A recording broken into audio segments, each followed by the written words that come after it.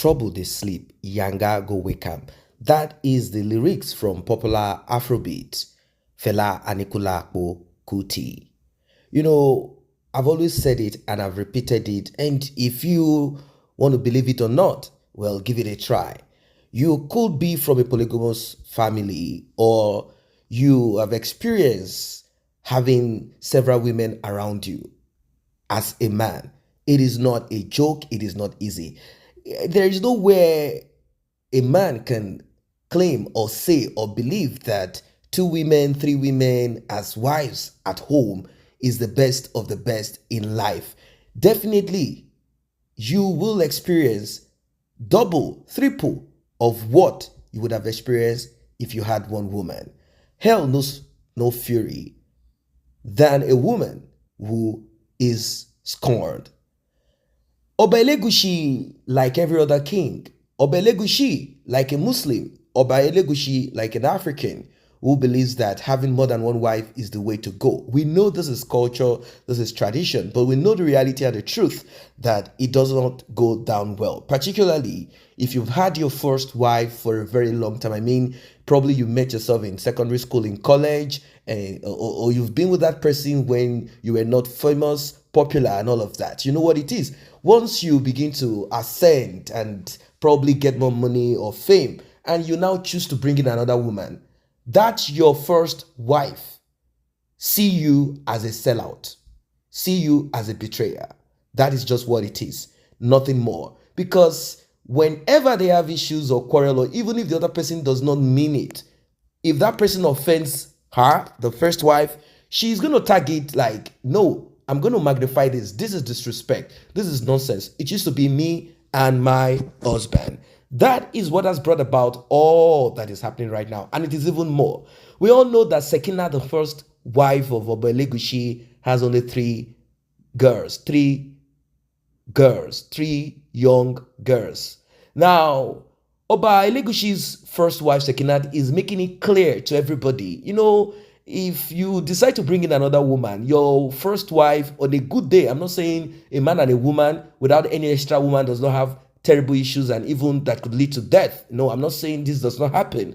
But I'm saying that once you bring in another woman, your first wife sees you as just a man, not that your lover that you guys used to like talk about. So Sekinat came out to say, well, it has been found, it has been made clear, not just medically, spiritually, that this man, Elegushi, cannot have a boy child. Only women are the children that he's going to bring to this earth. You know, as Africans, and moreover, with the throne and all of these traditions surrounding Africans and the royalty, you know that they go extra mile to confirm and to check. First child was a girl. Second was a girl. Third, the woman is like, well, I think we need a boy. And she goes extra, probably to meet some imam, some prophet, and some traditional people to help them check what is really going on. And they say, well, it has been written in the destiny of this man that he's going to have only women children. And that is it. So Sekinat is saying it is not possible for this man to produce or have a boy child. And the king is not ready to give up. Now, the story of the king going to the north to bring a Fulani woman from the north to get married like his friend did, Oluwo of Iwo. If you've been on this platform, you would have heard this. And Sekinat is like looking at this woman, looking at the husband, like you're not just a sellout by bringing another person. You now stretch your hand into the north of Nigeria to bring a Fulani woman to start rubbing shoulders. If you have seen most of the time, you either see Sekinat with Elegushi at an event or the second woman with Elegushi at an event. You don't see both of them together because Elegushi knows that it's volatile. Something can happen. These people don't care. I'm talking about both of them. They don't care if there is event, has kings or any of the royalties or any important dignitaries or whatever. If they decide to tear that event apart, they will, because the first wife, a Yoruba woman who has been with Elegushi from thick to thin and all of that, says, no, I'm not going to accept or allow bullshit or rubbish. Elegushi has no other way out of it than to ride it through. He's not going to give back the northerners, the Fulanis, the woman that he went to get from them. It's just going to be battle to finish. That is just what it is. Now, back to the story that is out there, the story that we've gotten, the story that is with us, is that if Elegushi cannot have a man, a boy child, where did that boy child, the only word that the Fulani woman claimed that she bore for Elegushi, where did she get it from? The child died. And Sekinat is saying, because it does not belong to the crown, it does not belong to the throne, it does not belong to my husband, that is why the child died. Not because I am the one who did something, because that is what the second wife is trying to point out, and that is the story that is out there that, oh, because she's not happy, because she had 3 girls, so now that the second woman brought in and bore a boy, she did something to kill. He said that child does not belong, and now Obelegushi is confused because he's kind of going back to what he knows. Like, let us be sincere, let us look at it for real. Where did this woman get a boy child from? What is really going on? Is this a kind of arrangement? Did she bring a fake? What is happening? Did she get something out there just to present to me like, I have a boy child for you? Because that is the major reason why the king, aside political reasons and adventure, that is one of the reasons, like, you know what, inside of me, I have boys for you. And the king is like, well, why don't we give it a try? If I and my wife, first wife, cannot produce a boy, maybe another woman will do something and produce a boy. Until date, we are seeing that the second wife is pushing and struggling again to try to get pregnant. The hope that everything will quell down, everything will go down, all of the storms will come down. Like, at least I'm still going to get that boy, produce that boy in this home.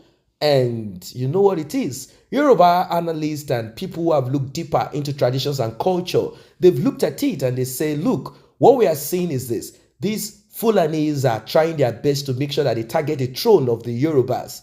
Once a Fulani woman gives birth to that child, a boy child, somehow, the next thing they do is to make sure that they target and hijack the throne. And once they hijack the throne, and don't forget that mothers are majorly the influencer of children. The mother influences children.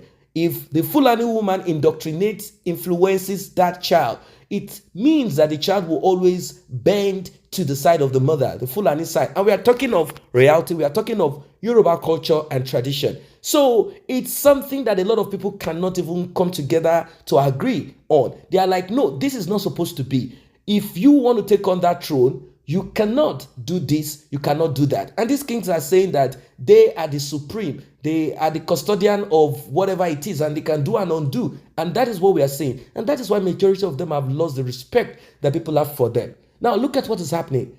Elegushi cannot handle what he dug his hands into.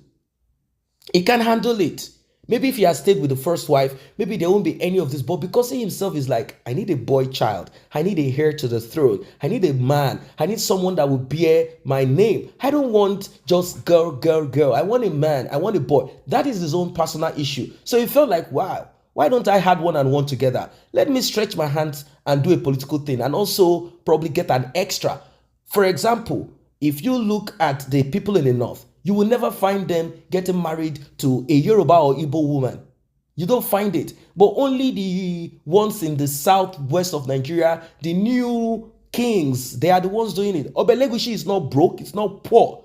The throne that he's sitting on is a very wealthy throne. It's a throne where money can be gotten from a lot of things that they do around there. The region, the location that he is a very lucrative and a viable location where he can get a lot of deals right, left, and center from sales of land and many other things. So it's not like Oluwa who has nothing in his own town, in his own place where he is lord over. And he's looking for how to stretch his hands into the north to get someone who is rich, someone who is from a rich background or rich home, or someone who will give him contract or create opportunities for him. So what is Oba Elegushi doing here?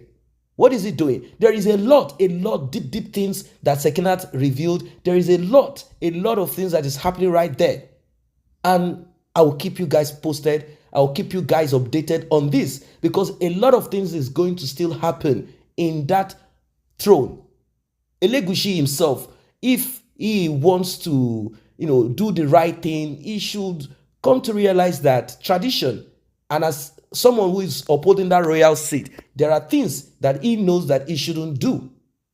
That's just what it is. So right now, he is also confused. What is really going on? And they cannot say they want to do DNA because the child is gone. So it's like a story that has been buried. That is what it is. He himself is confused. What is going on here? Am I going to just stick to this, my first wife, and get rid of this? What is really going on? How am I going to handle this?